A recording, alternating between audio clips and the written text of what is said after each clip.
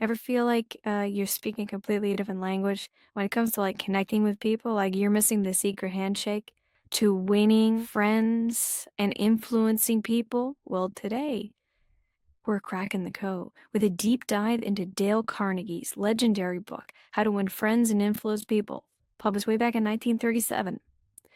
It sold over 15 million copies, so clearly, more than just a dusty old self-help book. What's fascinating is Carnegie didn't actually set out to write a bestseller. He was teaching public speaking, and he realized that.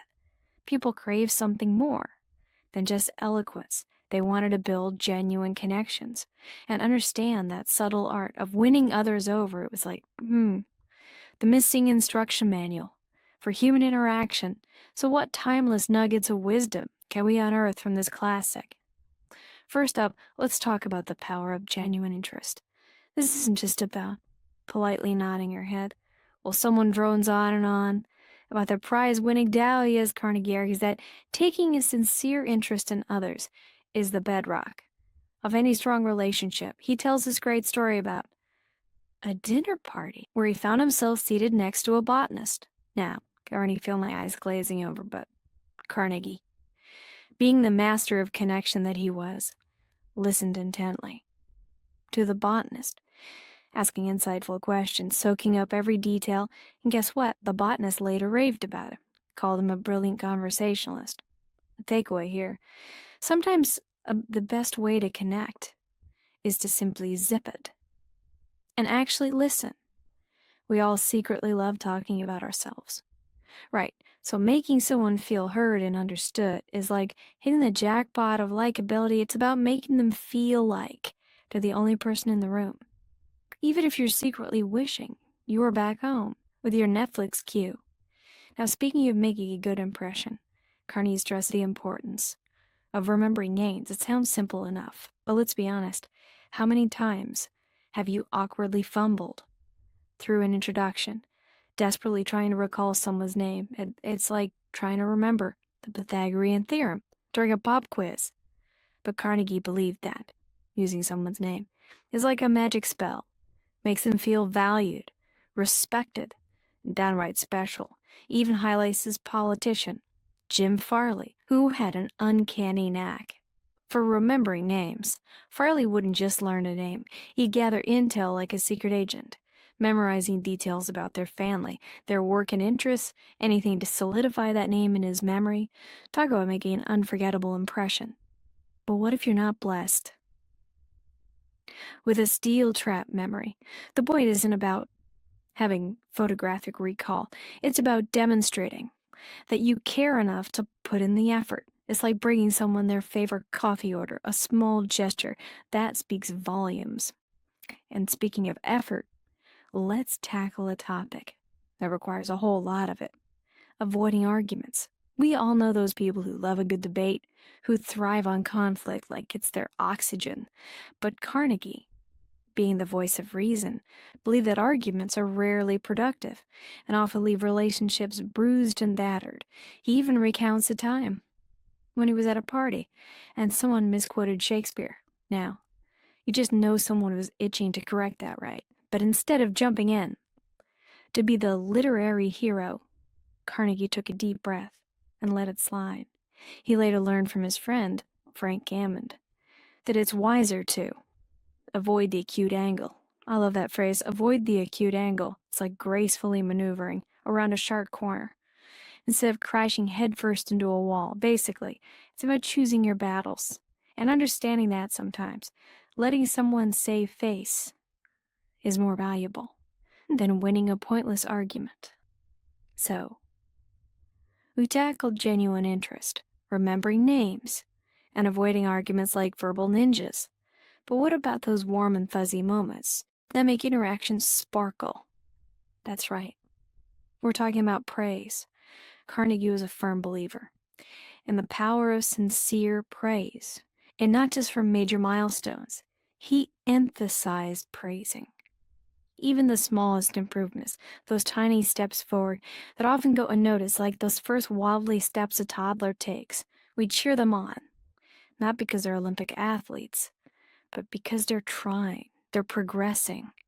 He tells this incredibly moving story about a blind boy named Stevie Morris. Stevie was struggling to find his place in the world until a teacher recognized his unique ability, his incredible sense of hearing, and praised him for it. Can you imagine the impact of those simple words of encouragement? It was like a light switch flipped on in Stevie's life, igniting a passion that led him to become a successful musician. The takeaway: a sprinkle of genuine praise can be like fertilizer for someone's soul, nurturing their self-esteem, encouraging them to blossom. It's like a story about Kiva Bar, the discouraged housekeeper, who was transformed by someone simply telling her that she had hidden treasures within her. Sometimes all it takes is a little acknowledgement to unlock someone's potential and help them shine. Now, praise is great and all, but let's be real. There are times when we need to address something that's not working. Those moments when we need to give feedback. And let's face it, nobody enjoys being on the receiving end of criticism. So how do we navigate this delicate dance of correcting mistakes without causing resentment? Carnegie suggests a shift in perspective. Instead of viewing criticism as an attack, he encourages us to approach it as an opportunity for growth. He highlights the example of Owen D. Young, a wildly successful businessman who never gave direct orders. He was like the Jedi master of suggestions, phrasing things in a way that made his team feel empowered and valued. Instead of saying, do this, he'd say, what if we try this? It's a subtle shift, but it makes all the difference. Carnegie also tells a story about a mechanic whose work started slipping. Now, his manager could have easily gone down the reprimand route, but instead, he approached the situation with genuine concern, offering support and guidance rather than scolding. And guess what? The mechanic, feeling understood and valued, stepped up his game, and the problem was solved. It's a reminder that sometimes a little empathy can go a long way in turning a potentially tense situation into a positive outcome. So there you have it, the sneak peek into the timeless wisdom of Dale Carnegie. We've explored the power of genuine interest, mastering the art of remembering names, navigating arguments with grace, sprinkling praise like confetti, and even transforming criticism into a learning opportunity. Now let's dive into a concept that might make you raise an eyebrow. Carnegie argues that criticism, more often than not, backfires. It's like trying to put out a fire with gasoline. It just creates more chaos and resistance. He even brings up infamous figures like Al Capone and Two Gun Crowley, hardened criminals, mind you, who, despite their laundry list of offenses, refuse to take any blame for their actions. If these notorious gangsters wouldn't admit fault, what hope do we have with everyday folks? Carnegie suggests that our knee-jerk reaction to criticism is often defensiveness, not self-reflection. We'd rather build a wall of justifications than acknowledge our missteps. He shares a pretty telling anecdote about President Taft, who, even after facing harsh criticism from Teddy Roosevelt, maintained, "I don't see how I could have done any differently." It's like that saying, we judge ourselves by our intentions and others by their actions. So if criticism rarely leads to the desired outcome, what's the alternative? How do we address problematic behavior without alienating people? Well, buckle up, because Carnegie has a whole toolkit of strategies, and they're more subtle than you might think. First up, he advises us to begin in a friendly way, like a warm handshake, instead of a cold shoulder. It's about creating a positive and receptive atmosphere, even when you're dealing with a situation that makes you want to pull your hair out. Think of it like this. You're more likely to win someone over with a honey-glazed compliment than a vinegar-soaked critique, right? It's about disarming their defenses and creating a space where they feel safe enough to actually listen to what you have to say. Carnegie then suggests a tactic that's almost sneaky. In its brilliance, get the other person saying, yes, yes, immediately. It's like planting seeds of agreement, subtly nudging them towards your way of thinking, without them even realizing it's happening. He illustrates this with a story about a salesman who encountered a customer, utterly convinced that their current product was the holy grail of whatever it was they were selling. Instead of challenging their deeply held belief, the salesman started by agreeing with them. He validated their perspective, creating a sense of camaraderie before gently introducing the benefits of his own product, like saying, "You have great taste, and this other option might also tickle your fancy." But here's where it gets really interesting. Carnegie believes in the power of silence, not the awkward elevator music kind of silence, but the active, attentive kind, where you genuinely listen to what the other person has to say. He argues that letting the other person do a great deal of the talking not only makes them feel heard and understood, but it also gives you valuable insights into their motivations and perspective. It's like being a detective gathering clues. The more you listen, the better you understand the case. He tells a story about a salesman who was facing a particularly tough client. Instead of launching into his usual pitch, he decided to just listen. He let the client vent their frustrations, express their concerns, and basically unload everything that was on their mind. And guess what? By simply listening attentively, the salesman built a connection. That eventually led to the client opening up to his ideas and placing a substantial order. The takeaway here, sometimes the best way to influence someone is to simply shut up and listen. It's counterintuitive, but it works. But wait, there's more. Carnegie throws in another curveball.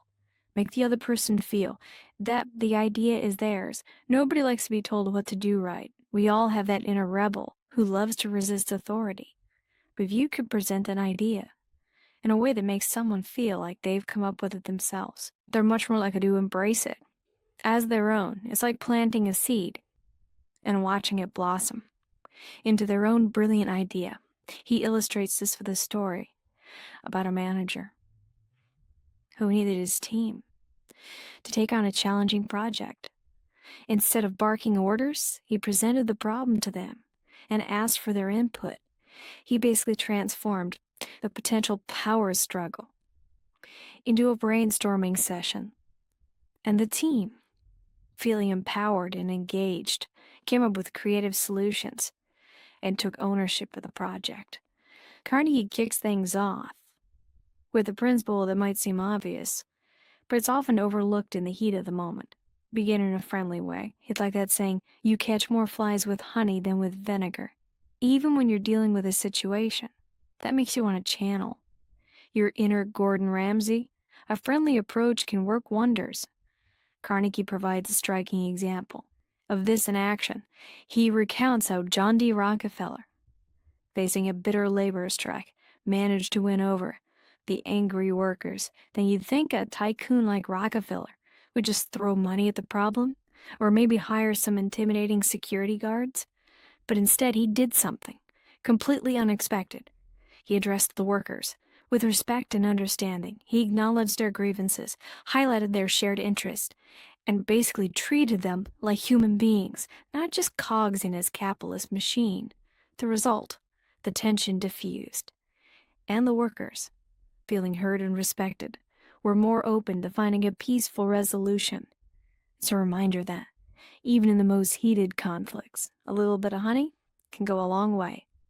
Now remember that sneaky tactic we talked about earlier, getting the other person to say yes, yes immediately. Well, Carnegie doubles down on this strategy, emphasizing the power of starting with points of agreement. It's like building a bridge of common ground before venturing into more treacherous territory. He illustrates this with a story about a salesman who encountered a customer utterly devoted to their current product. Instead of trying to convince them otherwise, the salesman cleverly started by agreeing with them.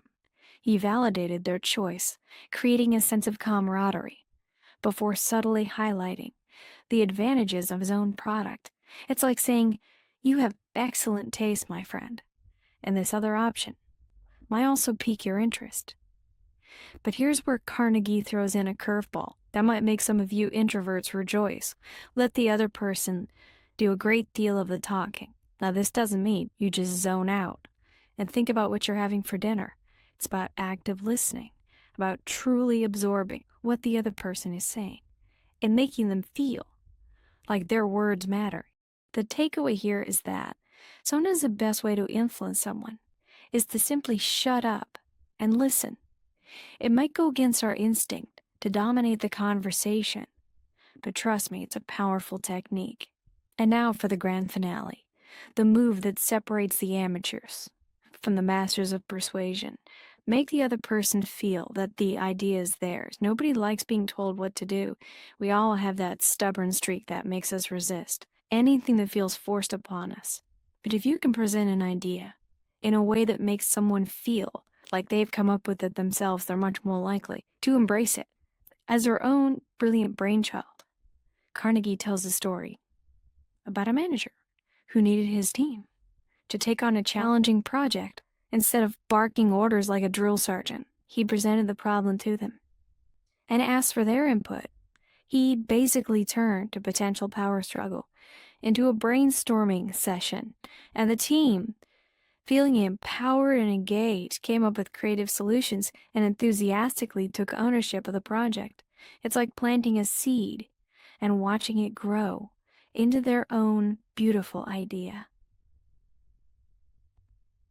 So there you have it, folks. We've reached the end of our deep dive into Dale Carnegie's How to Win Friends and Influence People. We've explored the power of genuine interest, the magic of remembering names, the art of navigating arguments, the importance of praise, the transformative power of criticism, and the subtle strategies of persuasion. Remember, these principles aren't just dusty old relics from a bygone era. They're timeless tools for connection and influence that can help you build stronger relationships, navigate challenging situations, and ultimately win friends and influence people in your own unique way. So go out there, be genuinely interested, listen attentively, praise sincerely, criticize constructively, and always remember the most influential people are those who make others feel like they matter. Thanks for watching. Please subscribe, like, comment, and share. Until then, drive safely and keep learning. I'll catch you on our next deep dive.